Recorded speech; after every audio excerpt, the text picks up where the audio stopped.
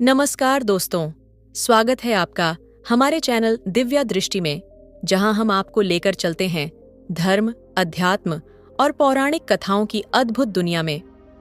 आज हम बात करेंगे कलयुग के 5 सत्यों की, जिनका उल्लेख हमारे पुराणों में मिलता है।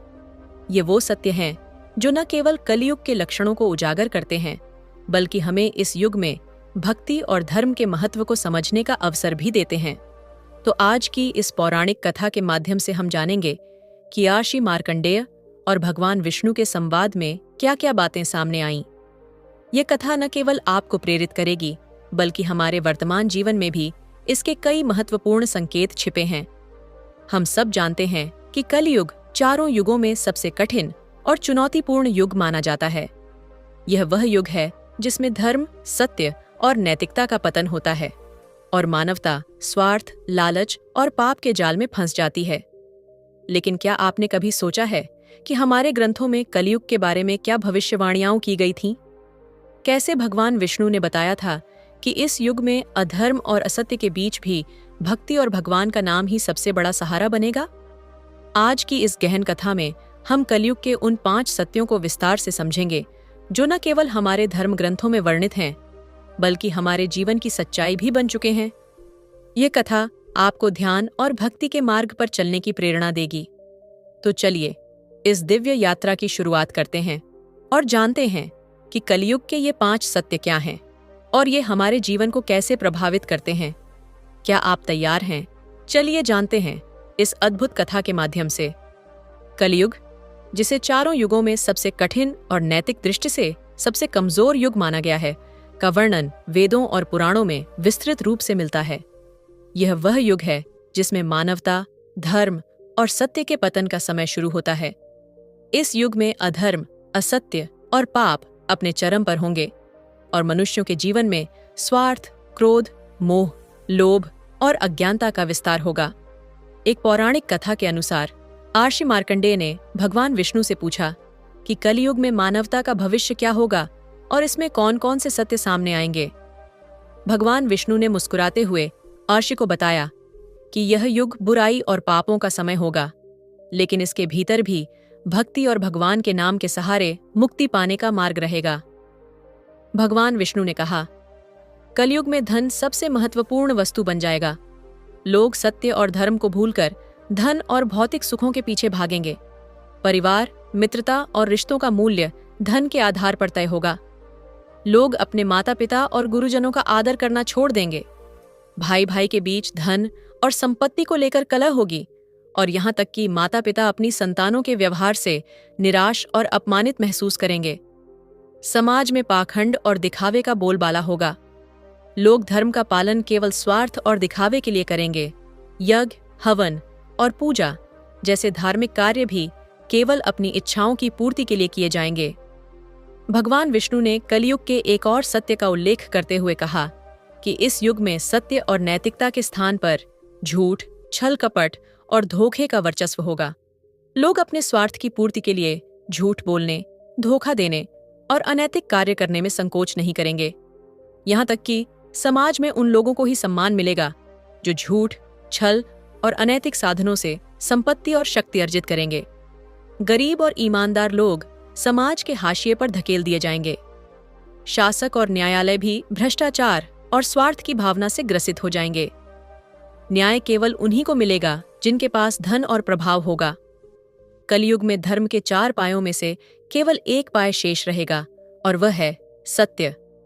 लेकिन यह सत्य भी धीरे धीरे दुर्लभ होता जाएगा। लोग धर्म, दया और तप को छोड़कर भौतिक सुखों और विलासिता में लिप्त हो जाएंगे। विवाह जैसे पवित्र संबंध भी केवल दिखावे और आर्थिक लाभ के लिए किए जाएंगे। पति पत्नी के बीच प्रेम और विश्वास की जगह शक और स्वार्थ ले लेगा। संतानों के लिए माता पिता का महत्व कम हो जाएगा और वे उन्हें अपने बोझ के रूप में देखने लगेंगे। भगवान विष्णु ने आर्षि मार्कंडेय को बताया कि कलयुग में लोग अपने जीवन के उद्देश्य को भूल जाएंगे। वे केवल धन और शक्ति के पीछे भागेंगे। उनके लिए धर्म, अध्यात्म और ईश्वर का महत्व केवल उस समय होगा जब वे कष्ट में होंगे। लोग अपने कर्तव्यों को भूलकर केवल अधिकारों की मांग करेंगे। परिवारों में विवाद और अशांति का माहौल होगा। समाज में वैर भाव, ईर्ष्या और क्रोध का प्रभाव बढ़ेगा। हालांकि भगवान विष्णु ने यह भी कहा कि कलयुग के सभी लोग बुरे नहीं होंगे। इस युग में भी कुछ लोग होंगे जो सत्य, धर्म और भक्ति के मार्ग पर चलेंगे। वे ईश्वर की शरण में जाकर अपने जीवन को सार्थक बनाएंगे। इस युग में भगवान के नाम का स्मरण ही सबसे बड़ा सहारा होगा। भगवान विष्णु ने कहा, जो भी सच्चे मन से मेरा नाम लेगा वह इस युग के कष्टों और पापों से मुक्त हो जाएगा। कलियुग में भक्ति का मार्ग सबसे सरल और प्रभावी होगा। कलयुग की इस कथा में आर्षि मार्कंडेय ने जब भगवान विष्णु से पूछा कि इस युग के अंत में क्या होगा, तो भगवान ने बताया कि जब अधर्म और पाप अपने चरम पर पहुंच जाएंगे, तब स्वयं भगवान कल की अवतार लेकर इस युग का अंत करेंगे और सतयुग का आरंभ करेंगे। कल की अवतार भगवान विष्णु का 10वां अवतार होगा, जो कलयुग के अंत में धर्म की पुनर्स्थापना करेंगे। यह कथा हमें सिखाती है कि चाहे कितना भी कठिन समय क्यों न हो, ईश्वर के प्रति विश्वास और भक्ति हमें हर संकट से उबार सकती है। कलयुग के ये सत्य आज भी हमारे जीवन में स्पष्ट रूप से दिखाई देते हैं। धन की होड़, रिश्तों का पतन और नैतिकता का अभाव हमें यह समझाने के लिए पर्याप्त हैं कि हम कलयुग के प्रभावों के बीच जी रहे हैं। लेकिन इस कथा में भगवान विष्णु ने हमें यह भी आश्वासन दिया है कि भक्ति और ईश्वर का स्मरण ही इस युग का सबसे बड़ा समाधान है। इस कथा के माध्यम से हमें यह प्रेरणा मिलती है कि चाहे परिस्थितियां कितनी भी प्रतिकूल क्यों न हों, हमें धर्म, सत्य और ईश्वर के प्रति अपनी आस्था बनाए रखनी चाहिए।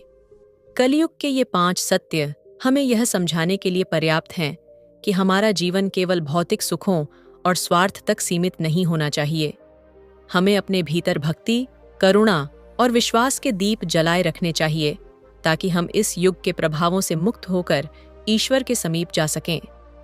तो दोस्तों, यह थी आज की पौराणिक कथा, जो हमें कलयुग के 5 सत्यों की गहराई से समझ देती है।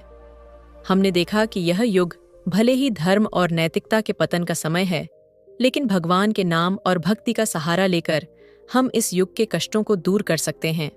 भगवान विष्णु ने हमें यह बताया कि अधर्म और अज्ञानता के इस समय में भी भक्ति और सत्य का मार्ग अपनाकर हम मोक्ष प्राप्त कर सकते हैं। कलयुग के इन सत्यों को जानने के बाद हमें आत्मचिंतन करना चाहिए और यह समझना चाहिए कि भले ही समाज और परिस्थितियां कठिन क्यों न हों, हमें अपने धर्म और नैतिकता को कभी नहीं छोड़ना चाहिए। सत्य, दया और भक्ति का मार्ग ही वह प्रकाश है जो इस अंधकारमय युग में हमें सही राह दिखा सकता है। तो आइए हम सब मिलकर इस पौराणिक कथा से प्रेरणा लेते हुए अपने जीवन को भगवान के चरणों में समर्पित करें और अपने अंदर सत्य और धर्म का दीप जलाएं। यही इस कथा का सच्चा संदेश है। आशा करते हैं कि यह कथा आपको प्रेरित और भावविभोर कर गई होगी। अगर आपको यह वीडियो पसंद आया हो तो इसे लाइक करें, अपने दोस्तों और परिवार के साथ साझा करें और हमारे चैनल दिव्या दृष्टि को सब्सक्राइब करना न भूलें। हम फिर मिलेंगे एक नई पौराणिक कथा और आध्यात्मिक यात्रा के साथ। तब तक भगवान का स्मरण करें और भक्ति के मार्ग पर चलें। जय श्री हरि।